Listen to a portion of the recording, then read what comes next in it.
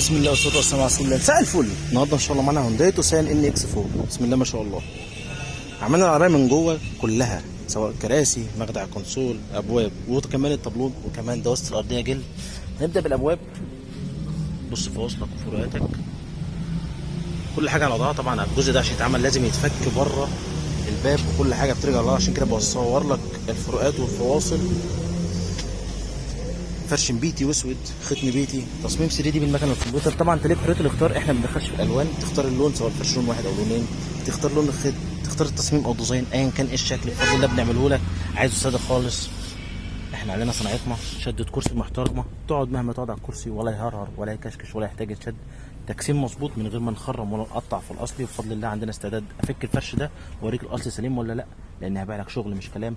مجهز للارباك برضه، عشان لا قدر الله لو حصل حاجه الفرش ما يعملش اعاقه. ربنا يحفظنا جميعا، الارباك ما يفتحش الصوت بتاع العربيه دي او اي عربيه ثانيه، اللهم امين. ادي قطعه الطابلون الصغيره، بص على فواصلك وبص على فروقاتك. وادي كمان القطعه اللي فوق البصمه، مخدع الكونسول على وضعه. خلينا افتح لك الابواب كلها عشان تستلم الشغل. بص على غرز، تبص على شغل الابره الواحده، بص على التجسيم. اي ملحوظه قول على طول، كانك قدام العربيه ما شاء الله.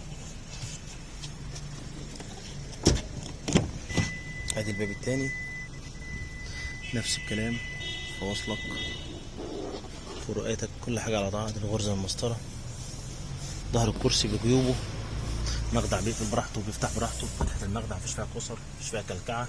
شغل الابره الواحده في المخادع، نفس الكلام هنا اهو.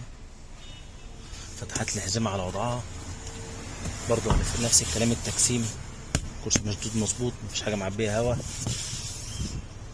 خليني بقى اقفلك الناحيه الثانيه. بالمناسبه العربيه دي جات لنا من بره المنصوره، فيا رب دايما عند حسن ظن الناس كلها، سواء اللي بيجي من المنصوره او من اي محافظه ثانيه. ادي الباب الثالث، ادي هنا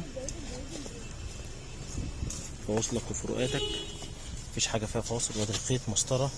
بقرب لك وبفهمك عشان لو ما حصلش نصيب وما جتش عندنا، يبقى انت عارف بتدفع في فلوس في الفرش، يبقى تستلمه عامل ازاي.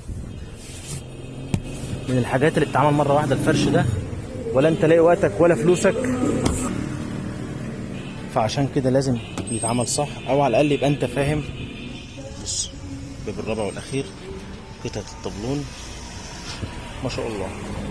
هونداي توسان، فرش بيتي واسود، ختم بيتي، كراسي، مخدع كونسول، ابواب وطابلون دواسه ارضيه. اسف لو طولت عليكم، اتمنى تتابعونا على طول وما تنسوش مننا. اشكركم شكرا جزيلا. السلام عليكم.